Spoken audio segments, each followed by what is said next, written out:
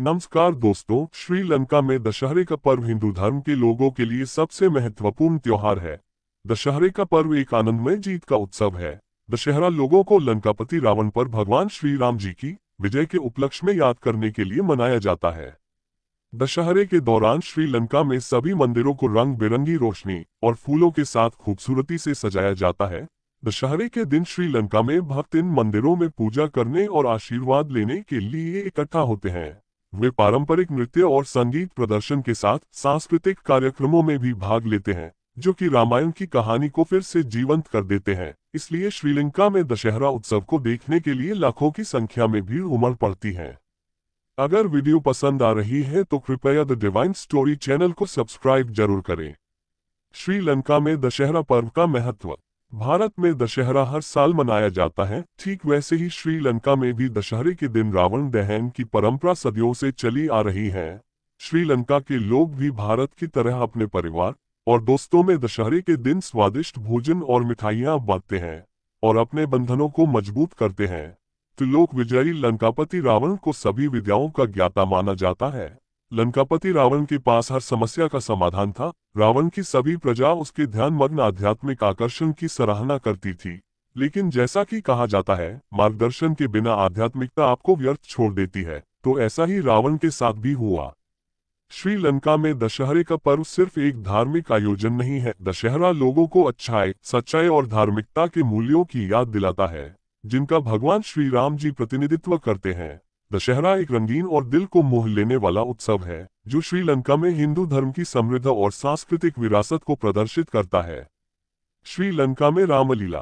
दशहरा, जिसे श्रीलंका में विजयादशमी के नाम से भी जाना जाता है, ये उत्सव श्रीलंका में बड़े हर्षोल्लास के साथ मनाया जाता है। दशहरा आमतौर पर हर साल सितंबर या अक्टूबर के महीने में आता है। श्रीलंका में हिंदू समुदाय दशहरे को बड़े उत्साह के साथ मनाते हैं। दशहरे के लगभग 20 दिन बाद दीपावली मनाई जाती है। दीपावली भगवान श्री राम जी के अयोध्या घर वापसी के प्रतीक के रूप में पूरे भारतवर्ष के साथ कई देशों में मनाई जाती है। श्रीलंका में दशहरे पर्व का इतिहास। हिंदू धर्म की पौराणिक कथाओं में सबसे पुराना इतिहास भगवान श्री राम जी की जीवन शैली के रूप में है। एक ऐसा पौराणिक इतिहास जो रोमांच, प्यार और बुराई पर अच्छाई की जीत पर आधारित है। तो चलिए दोस्तों, कहानी को जानते हैं। बहुत समय पहले अयोध्या नगरी में एक महान राजा दशरथ रहा करते थे। उनके 4 बेटे थे, राम, लक्ष्मण, भरत, शत्रुघ्न और शांता नाम की एक बेटी थी। सबसे बड़े पुत्र होने के नाते श्री राम जी का राज्याभिषेक होना था, लेकिन राजा दशरथ ने अपनी पत्नी कैकेयी को वचन देने के कारण श्री राम के छोटे भाई भरत का राज्याभिषेक किया और अपने बड़े बेटे श्री राम जी को 14 वर्ष के लिए वनवास दे दिया। भगवान श्री राम जी ने अपना पुत्र धर्म निभाने के लिए पिता की आज्ञा के अनुसार स्वयं और उनकी प्रिय पत्नी सीता जी और उनके छोटे भाई लक्ष्मण जी ने जंगल की और अपनी वनवास की यात्रा शुरू की। जंगल में निर्वासन के दौरान सर्वशक्तिमान लंकापति रावण ने माता सीता जी का अपहरण कर लिया था।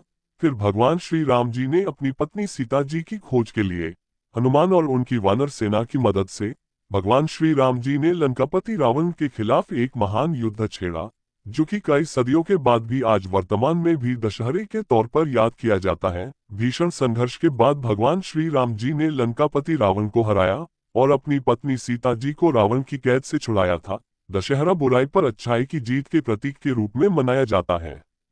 अयोध्या के लोगों ने भगवान श्री राम जी की घर वापसी पर अत्यधिक खुशियां मनाई।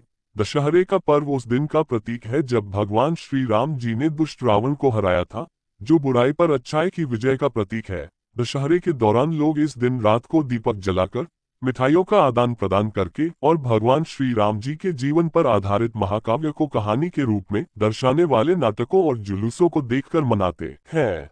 श्रीलंका में दशहरे को विजयादशमी के नाम से भी जाना जाता है। श्रीलंका में रामलीला अवधि के दौरान दशहरे पर एक रामलीला परेड की जाती है। भारत की तरह श्रीलंका में भी कलाकार रामायण के पात्रों की वेशभूषा में भगवान श्री राम जी के जीवन के दृश्यों का मंचन करते हैं, जिसमें रामलीला मंचन के दौरान रावण के साथ भगवान श्री राम जी का युद्ध भी शामिल है। श्रीलंका में रामलीला मंचन का समापन रावण का पुतला बनाकर उसके दहन के साथ होता है। इन नाटकों को आमतौर पर श्रीलंका में लोगों के द्वारा रामलीला के नाम से जाना जाता है। दशहरे के दिन लंकापति रावण उसके भाई कुंभकर्ण और रावण के पुत्र मेघनाद तीनों के पुतले मैदान में खड़े किए जाते हैं। ये तीनों पुतले बुरी शक्तियों के प्रतीक के रूप में जाने जाते हैं। श्रीलंका में लोग दशहरे के दिन रावण दहन देखने के लिए लाखों की संख्या में इकट्ठा होते हैं, क्योंकि इन तीनों पुतलों को आतिशबाजी यानी पटाखों के साथ आग लगाई जाती है, जो कि इन तीनों की बुराई के कारण इनके विनाश के प्रतीक के रूप में दर्शाए जाते हैं।